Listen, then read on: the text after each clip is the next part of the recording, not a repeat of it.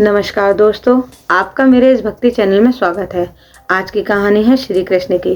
तो चलिए आज की कहानी शुरू करते हैं। गोविंदपुरम नाम के गांव में नंदू और गायत्री नाम के पति पत्नी रहा करते थे। उनकी शादी को 4 साल हो चुके थे, पर उनके कोई भी संतान नहीं थी। उन्होंने घर में लड्डू गोपाल रख रखे थे, उन्हीं की वह सेवा किया करते थे। नंदू गांव के जमींदार के यहाँ खेती का काम किया करता था। वह सुबह जब चला जाता तो गायत्री लड्डू गोपाल को नहलाती, उनको भोग लगाती तरह तरह के, कभी माखन मिश्री, कभी हलवा, कभी कुछ, उनको तरह तरह के भोग लगाती और वह खुशी खुशी खाया करते थे। एक दिन वह लड्डू गोपाल से बोली कि कान्हा, मेरी भी सोनी गोद भर दो ना, मेरी कोख से आप ही जन्म ले करके मेरे धन्य कर दो जीवन को। रात को जब नंदू आया तो लड्डू लेकर आया और उसने बोला कि ये लो, अपने कान्हा को लड्डू का भोग लगा दो, इनको लड्डू अति प्रिय हैं। ये सब बातें राधा और कृष्ण दोनों मिलकर सुन रहे थे।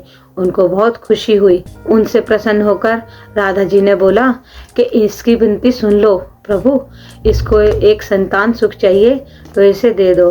तो उस दिन के बाद 9 महीने बाद उसके एक सुंदर पुत्र पैदा हुआ। उसने उसका नाम कान्हा रखा। अब वह दोनों गायत्री और नंदू बहुत खुश हुए।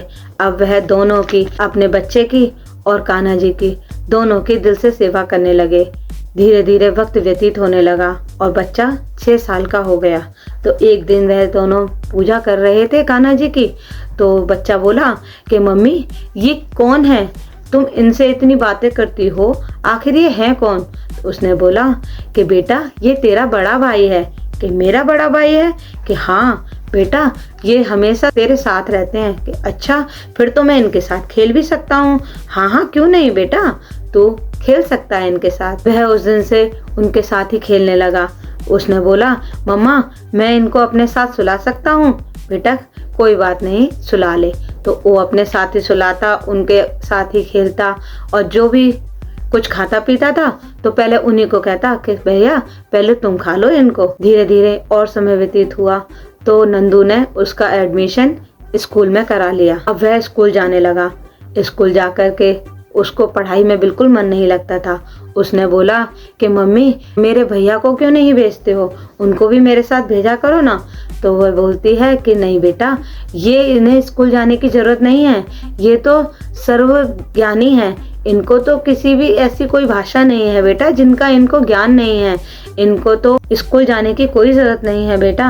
वो बेमन बिना मन के स्कूल चला जाता है और मन में यही सोचता रहता है कि काश मेरे भैया भी मेरे साथ आए होते। यही सोचते सोचते वह स्कूल जा रहा था। तभी उसको सामने आते हुए एक लड़का और एक लड़की दोनों दिखाई दिए। उनने आकर पूछा कि भाई तुम कहाँ जा रहे हो? कि मैं तो स्कूल जा रहा हूँ। कि अच्छा, तुम स्कूल जा रहे हो? अब वह दोनों और कोई नहीं, राधा और कृष्ण दोनों थे। तो कान्हा ने पूछा कि तुम दोनों कौन हो? कि हम, मेरा नाम है गोविंद और ये है मेरी दोस्त राधा। हम दोनों बस ऐसे ही पास वाले गांव में रहते हैं। हमारा पढ़ने का बहुत मन करता है लेकिन हम नहीं पढ़ने जाते। तो वह बोला कि कोई बात नहीं, अगर तुम नहीं जाते हो तो तुम मेरे बदले मेरे स्कूल चले जाया करो। कि अच्छा, हम चले जाया करें? कि हाँ, मेरा भी तो वैसे भी पढ़ने में मन नहीं लगता, तो तुम मेरी जगह पे चले जाया करो। उस दिन से राधा और कृष्ण दोनों स्कूल जाया करते और स्कूल में जो भी पढ़ाया जाता वह आकर कान्हा को समझा देते थे और इतनी अच्छी तरीके से समझाते थे कि उसको सारी बात समझ में आ जाती थी। सारी पढ़ाई अच्छे से उसको समझ लेता था वो। अब उसको पढ़ाई इतनी अच्छी लगने लगी कि वह हर साल कक्षा में प्रथम आने लगा। धीरे धीरे समय व्यतीत होने लगा तो वह कान्हा और बड़ा होने लगा। वह जब बड़ा हो गया तो उसके पिता ने बोला कि चलो तुम्हें पढ़ाई के लिए अब शहर जाना चाहिए। तो वह उसको पढ़ाई के लिए शहर भेज देते हैं। वह वहाँ जाता है शहर, तो वह वहाँ यही सोचता है कि काश राधा और गोविंद भी होते तो मैं उन्हीं के साथ, मैं ऐसा करता, मैं वैसा करता, क्योंकि वह उन्हीं के साथ खेलने लगा था। अब वो बस सोच रहा था, इतने में वो बाहर कमरे के आके खड़े हो गए दोनों। वो दोनों जब खड़े हुए तो उनको देख करके बोला, अरे तुम दोनों यहाँ कैसे? कि नहीं, तुम हमें याद कर रहे थे ना, तो इसलिए हम दोनों आ गए। कि नहीं नहीं, ऐसे याद करने से तो कोई नहीं आता, तुम सच सच बताओ कौन हो। तब उन्होंने साक्षात दर्शन दिए, राधा और कृष्ण ने। वह बोला, मैं तो तुम्हारे दर्शन पाके धन्य हो गया। कान्हा ने आगे की पढ़ाई भी बहुत मन लगा के की और वह कान्हा जी उसकी पढ़ाई में आगे भी मदद करते रहे और उसकी एक बड़ी कंपनी में नौकरी लग गई।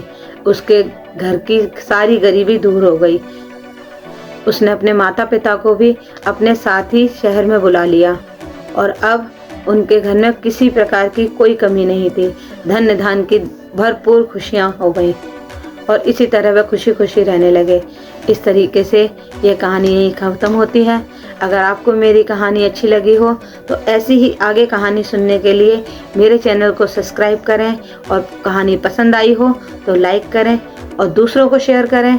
चलिए अब मिलती हूँ मैं आपसे अगली कहानी में। नमस्कार, राधे राधे।